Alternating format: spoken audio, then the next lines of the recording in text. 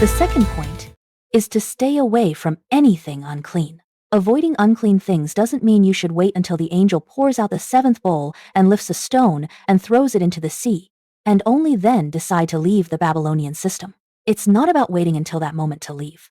Instead, in your daily life, you should always keep yourself from being tainted by unclean things. Jeremiah 51:7 says, "All the nations drank her wine and went mad." Revelation 18:23 says, "All the nations were deceived by your sorcery." These two verses show that all the nations of the world, they've all been led astray by Babylon's sorcery. Or, to put it another way, Babylon's system uses sorcery to deceive all nations. That's why God calls us to come out of Babylon. It means not to touch anything unclean. In other words, don't get involved in corrupt or immoral religious practices, because ever since Nimrod began building the Tower of Babel, the door to sorcery on earth was opened, even though the construction of the Tower of Babel was stopped.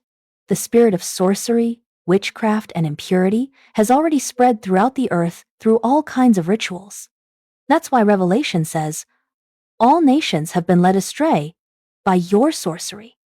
In the same way, this sorcery can also infiltrate among God's people to deceive those who belong to God.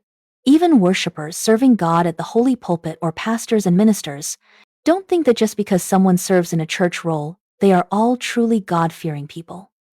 Whether they're a pastor or a preacher, or someone who prays day and night in the prayer room, or leads worship, or is a small group leader, we can't judge someone's service to God just by their position. Or, people who walk into the church are all people who have no ties to witchcraft or evil spirits. They are all people who long to worship the Lord God. They are all followers of Jesus. But that's not how it is. God says, "You who bear the vessels of the Lord must keep yourselves pure." So who is God calling here? Those who bear the vessels of the Lord. Who are they? They are the priests. God says, "You must be holy. Do not defile yourselves with unclean things." And God, through the prophet, rebuked the Israelites, saying, "They killed their sons and daughters as sacrifices to idols. That very day, they entered my sanctuary again." So, who are they? They are the priests who serve God. These priests adopted the evil customs of the Canaanites. They killed their children and offered them as sacrifices to Molech. But on that same day, they shamelessly entered the sanctuary to serve God.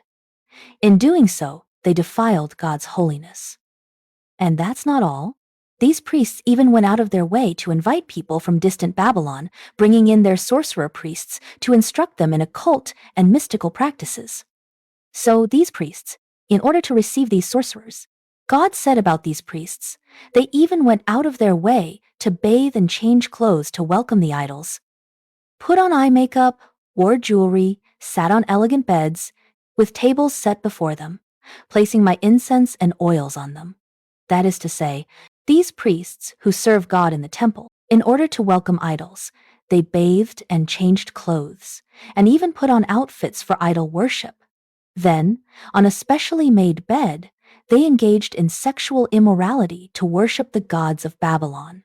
And at the same time, while they were performing these acts to honor Babylon, they also took incense that was meant only for the sanctuary and placed it on the altar to offer it to idols.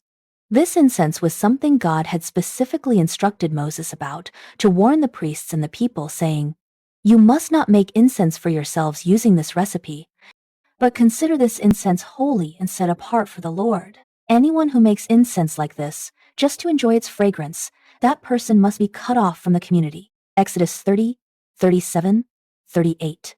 God doesn't even allow people to make incense for themselves, just to enjoy the scent. They would have to put him to death. He was executed by stoning. So all the more, when these priests take out the incense and commit acts of debauchery before the god of Babylon, using the aroma of the incense to offer it to the god of Babylon, just think about it, how furious God must be. So as clergy, if they also worship spirits and practice witchcraft, this has been happening for a long time. People like that, when God's judgment comes, it is certain the judgment will be even more severe. So God calls out, "Leave now. Get out. Come out of Babylon. Don't touch anything unclean.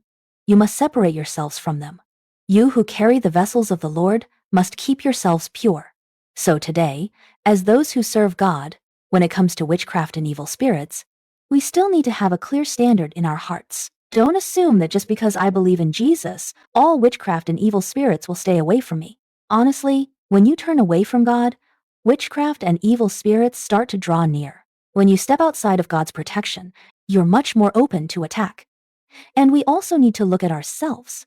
The books we choose to read, God says not to seek out. Before the Israelites entered Canaan, God told them, "Do not worship their idols, and do not inquire about their gods." So you shouldn't even be curious about them. Because if you do ask, Satan can get into your thoughts, and he'll start to find room to work. His influence will start to come alive inside you. So all of this is part of religious Babylon. It's been around since the beginning of creation, ever since Adam and Eve. After the authority on earth was stripped away, that's when Satan began his work. His main goal is to rule this world, and he wants to rule forever. So he started putting his plans in place. He wants people to follow his way of thinking, to worship and serve him. So we've actually been in a constant battle. We can't let our guard down.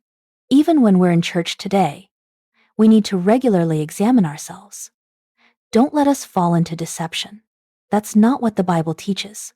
But God has declared, "I will punish Bel, the god of Babylon." Bel was the main deity of Babylon.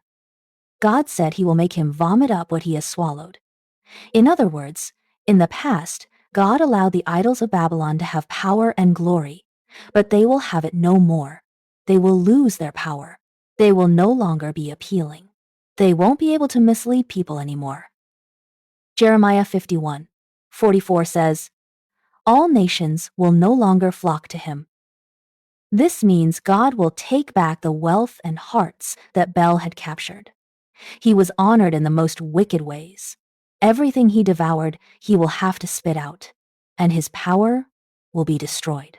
Just as it says in Revelation 17:16, "The 10 horns you saw and the beast will hate the prostitute. They will leave her abandoned and naked. They will devour her flesh and burn her with fire." So Jeremiah 51:45, God warns, "My people, leave her and come out from among her." Everyone must take responsibility for their own salvation, escape the fierce anger of the Lord. What does it mean for everyone to save themselves? This means God's people. You must no longer be involved with practicing sorcery or consulting with spirits, witchcraft, fortune-telling, or interpreting dreams, using charms or engaging in spirit crossing, any form of occult practices, seeking out mediums, communicating with the dead, summoning spirits, using voodoo dolls, fortune-telling, or having any association with these things. When you come across these things, just walk away. This is what it means to come out from among them. If you encounter it, leave. Don't get involved. Because once you take part, you won't be able to escape God's final judgment. At first, of course, you might not think it's a big deal. But over time, when Satan starts working in our minds, once he gains even a small foothold, using this beachhead of the thief, he'll start to expand his influence in our hearts. He builds his own stronghold,